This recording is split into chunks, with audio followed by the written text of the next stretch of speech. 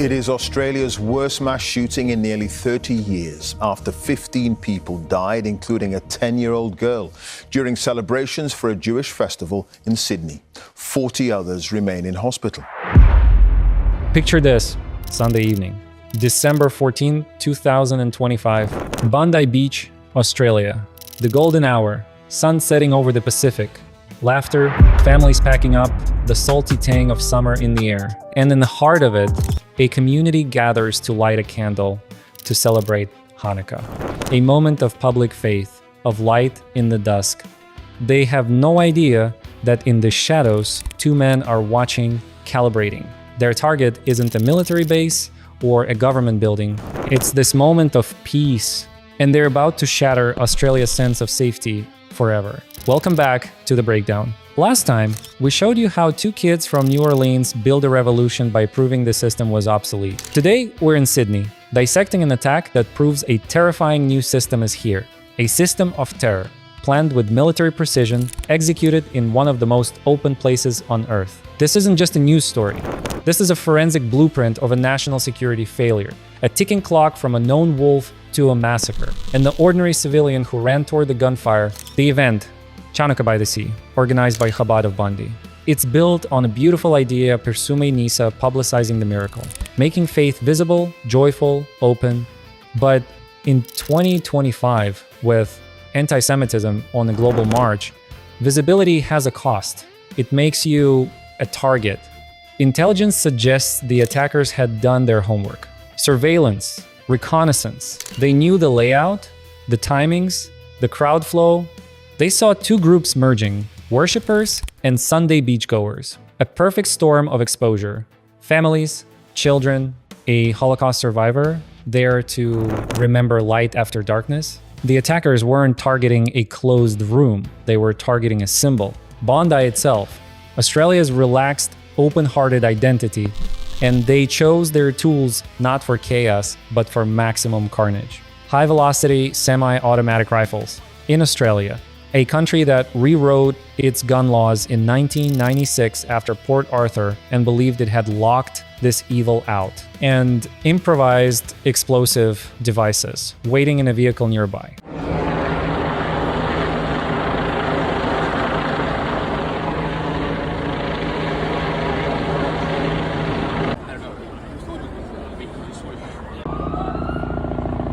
This is the first pivot. The upgrade. We're not talking about a lone wolf with a knife or a car. This is a coordinated, multi-phase assault. The kind of planning you see in war zones, not beach suburbs. The question isn't just how did this happen? It's how did we miss the pieces coming together? Meet Naveed Akram, 24 years old, in Australia on a student visa. Living in southwest Sydney, by all public records, just another international student, but police would later name him as a primary attacker. And here's the gut punch. Authorities had a file, he was on the radar, but in the vast ocean of potential threats, he was categorized as low priority. A known wolf allowed to roam in a pen of a million other concerns. This is the core failure of modern counterterrorism in the West.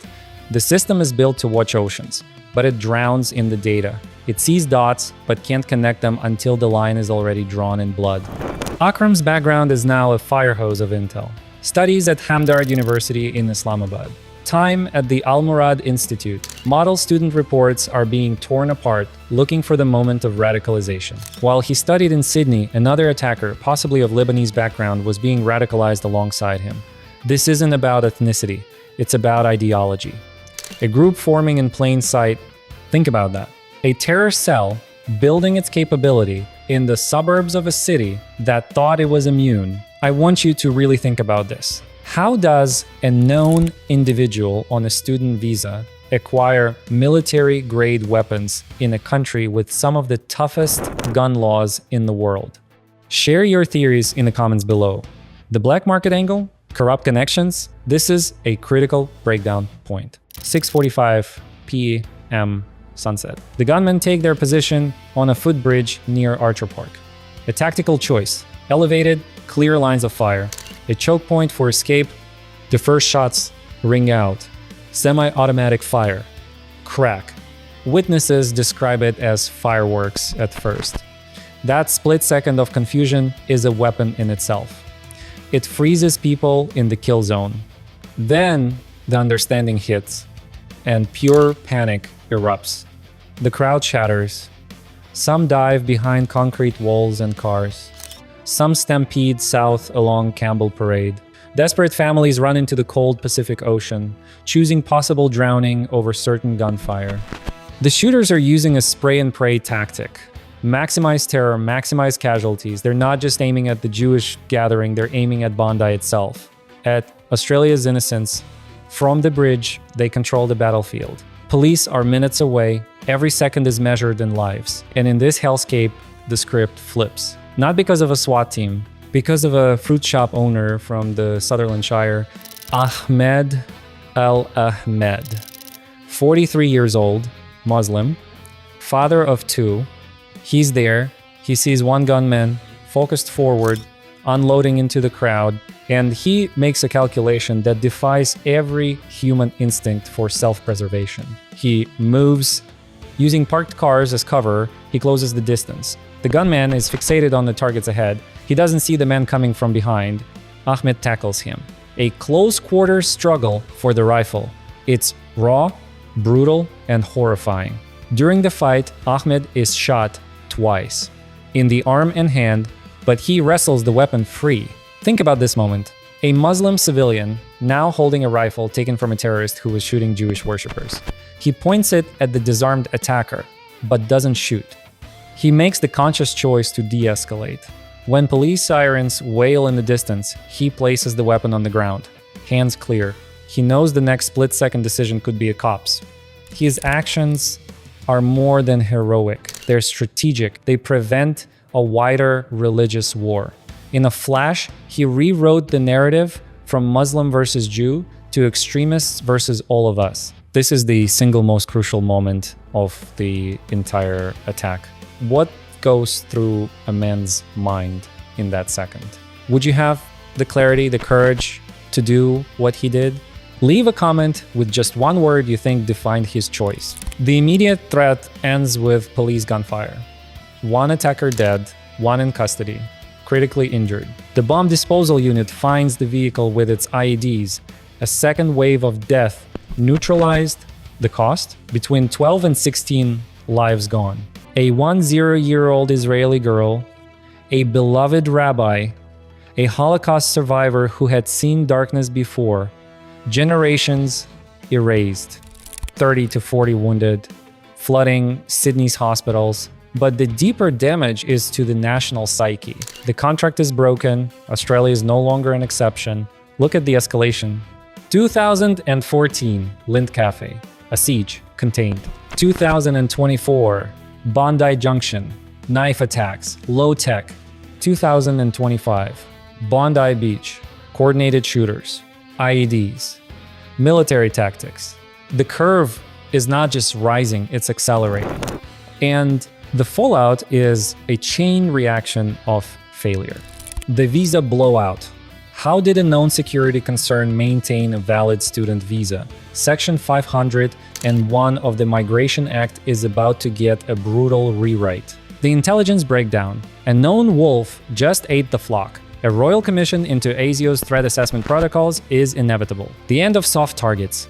Public religious life in Australia just changed forever. Metal detectors, armed guards, concrete barriers, the open celebration is over. The global ripple from London to Berlin to New York, security is ramping up. The world watches and sees a new blueprint for terror in Western cities. So what's the breakdown? The Bondi attack isn't an anomaly. It's a prototype. It proves that sophisticated, multimodal terrorist attacks are now reproducible in countries with strong gun controls. It proves that known wolf monitoring systems are fundamentally flawed, overwhelmed by volume and paralyzed by privacy concerns until it's too late. It proves that symbolic public spaces are now primary battlefields in ideological wars. But it also proves something else, that in the worst moments, our shared humanity can be our strongest defense. Ahmed Ahmed didn't see a Jewish event. He saw people, and that simple, profound truth stopped a secondary cycle of hatred before it could begin. The attackers wanted to import a foreign conflict and divide Australia. In part, they failed, because a Muslim man saved Jewish lives, and the entire nation called him a hero. The investigation is now a race. Who supplied the guns? Who built the bombs? Is there a third suspect? The JCTT is tearing apart every connection. This has been the Don's breakdown on the Bondi Beach attack. We started with a sunset at the beach. We ended in a nation forever changed. The nightmare isn't just that it happened, it's that it has shown exactly how it can happen again. The attackers exposed every vulnerability. The question now is, will we fix them? Like and subscribe, stay vigilant. We'll see you in the next breakdown.